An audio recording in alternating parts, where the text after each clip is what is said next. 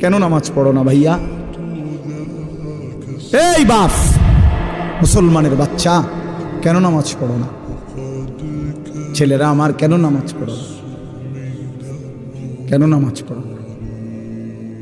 মালিক আর কেমনে বললে নামাজ পড়তে?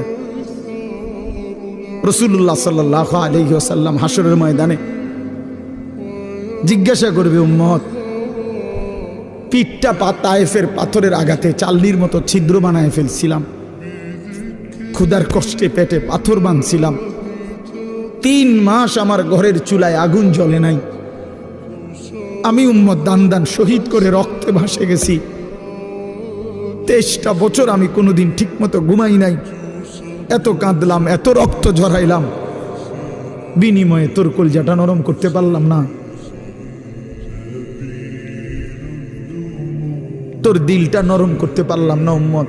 আমি আর কত কাঁদলে তুই আমার কথা শুনতা? আমি আর কত রক্ত ঝরাইলে আমি নবীর কথা মনে পড়তো?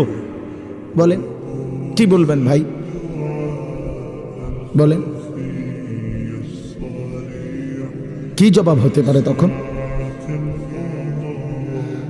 আল্লাহ